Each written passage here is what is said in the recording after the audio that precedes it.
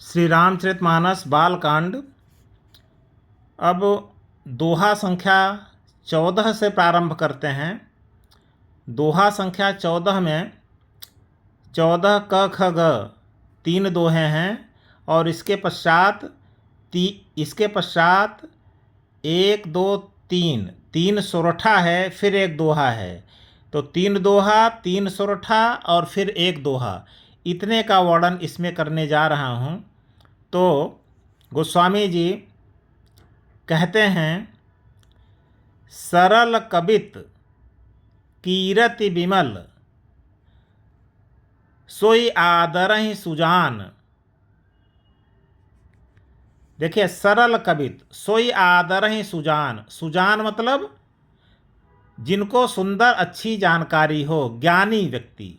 तो ज्ञानी व्यक्ति सोई आदरहि, उसी का आदर करते हैं। तो ज्ञानी व्यक्ति किसका आदर करते हैं? सरल कबित, जो कविता सरल हो, जल्दी समझने में आ जाए। कीरति विमल, जिसमें विमल कीर्ति का वर्णन किया गया हो, तो ऐसी कविता को ज्ञानी व्यक्ति आदर देते हैं। सहज बयर बिसराय रिपु जो सुनि करहि बखान। और जिस कविता को पढ़कर सहज बयर, जन्मजात दुश्मनी, जन्मजात बैर, सहज बैर को शत्रु भी मन से भूलकर जैसे ही कविता को सुने उसका बखान करने लगे, तो ऐसी कविता सुंदर मानी जाती है। फिर कहते हैं दोहा संख्या 14 ख में कि सो न होय बिनु विमल मति। और वैसी कविता जिसको शत्रु भी सुनकर वर्णन करने लगे, ऐसी कविता, और जो सरल हो,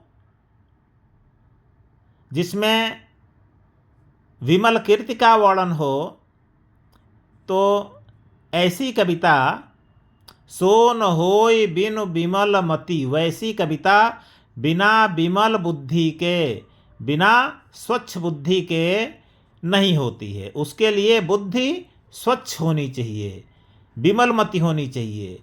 और मोहि मति बल अति थोर। लेकिन मेरी बुद्धि का बल बहुत थोड़ा है, यानी मेरी बुद्धि में उतना बल नहीं है।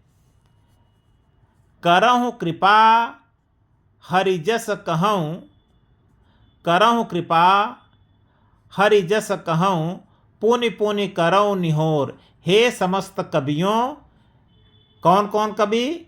महर्षि वाल्मीकि, महर्षि वेदव्यास, कलयुग के सभी कवि, सभी प्राकृत कवि, सबसे कहते हैं कि आप सबको मैं करऊँ निहोर, आप सबका निहोरा करता हूँ, आप सबसे प्रार्थना करता हूँ कि करहु कृपा, हमारे ऊपर कृपा कीजिए। हरि जस कहूँ, जिससे मैं भगवान के यश का वर्णन कर सकूं। आगे कहते हैं अगले दोहा में, कवि कोविद रघुबर चरित मानस मंजु मराल। बाल विनय सुनि सुरुचि लखी मोह पर होहूँ कृपाल। कहते हैं कवि कोविद, कोविद माने पंडित। तो कवि कोविद, कवि और पंडितगण, रघुबर चरित मानस, राम के चरित्र रूपी मान सरोवर में मंजू मराल, मंजू माने सुंदर, सुंदर हंस हैं। इसका मतलब कि कवि और पंडित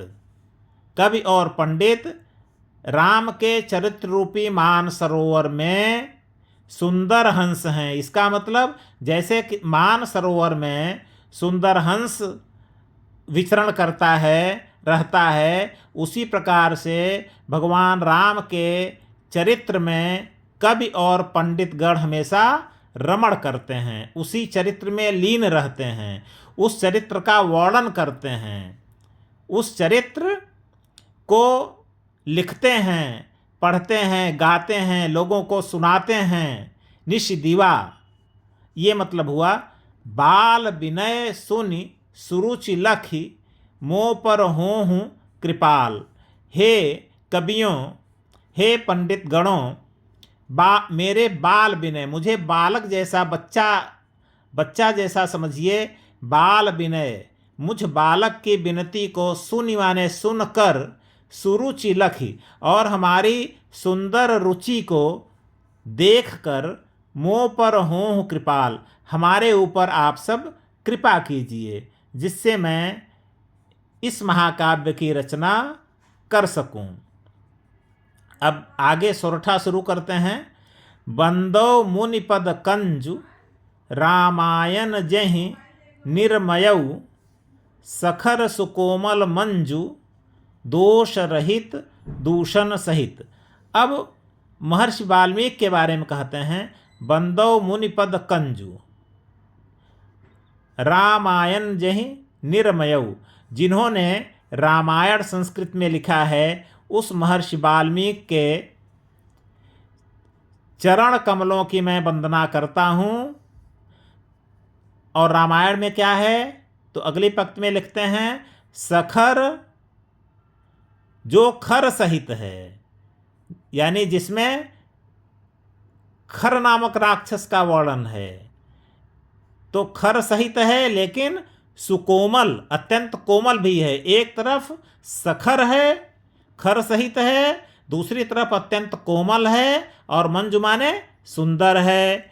दोष रहित दूषण सहित, दूषण सहित दोष रहित। एक तरफ दूषण मतलब दूषण राक्षस से सहित है, जिसमें दूषण राक्षस का वर्णन है, लेकिन दूसरी तरफ वो दोष रहित, निर्दोष है। तो ऐसे रामायण की रचना करने वाले महर्षि वाल्मीकि के चरण कमलों की मैं वंदना करता हूँ। अब आगे किसकी वंदना करते हैं, बंदों चार्यु वेद, मैं चारों वेदों की वंदना करता हूँ। भव बारिधि बोहित सरिस, बोहित माने जहाज, जो भव बारिधि, इस संसार रूपी समुद्र के लिए जहाज के समान है।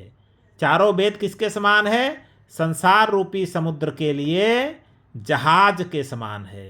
जैसे कोई बहुत बड़ा अथाह समुद्र हो तो जहाज से पार कर जाएंगे, उसी प्रकार से इस संसार को पार करने के लिए क्या है, चारों वेद है। चारों वेद का पठन पाठन करते हुए, उनके अनुसार जीवन शैली बनाते हुए मनुष्य इस संसार को पार कर जाता है।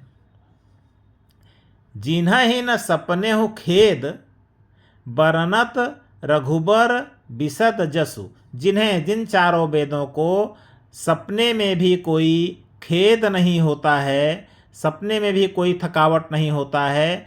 बरनत रघुबर बिसद जसु, भगवान राम के स्वच्छ यश का सपने में भी वर्णन करने में जिन वेदों को कोई खेद नहीं होता है, कोई थकावट नहीं होती है। आगे कहते हैं, बंदों विधिपद रेणु भवसागर जहि कीन्ह चह, बंदों विधि माने ब्रह्मा, ब्रह्मा के पैरों की धूल की मैं वंदना करता हूँ। भवसागर जहि कीन्ह जह, जिन्होंने इस भवसागर, संसार रूपी सागर को बनाया है। संत सुधा शशि धेनु, जिससे संत रूपी सुधा, शशि और धेनु प्रकट हुए हैं। संत रूपी अमृत निकला है, चंद्रमा निकला है और कामधेनु निकला है। और प्रकटे खल विष बारुनी, और खल माने दुष्ट रूपी विष, और बारुनी का मतलब मदिरा या शराब भी निकला हुआ है। मतलब जैसे सागर मंथन के पश्चात सागर से अमृत, चंद्रमा और कामधेनु निकले, जो कि अच्छे चरित्र वाले थे, उसी प्रकार से इस संसार में संत निकले हैं।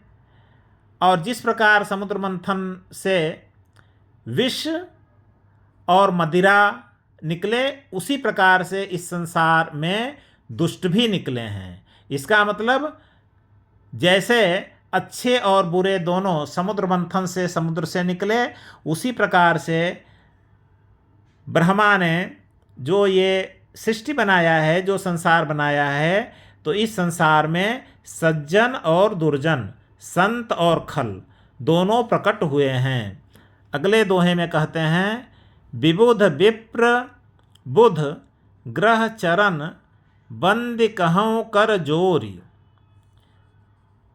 अब फिर प्रार्थना करते हैं किससे? विबुध माने देवता, देवता, विप्र माने ब्राह्मण, और बुध माने पंडित, बुद्धिमान।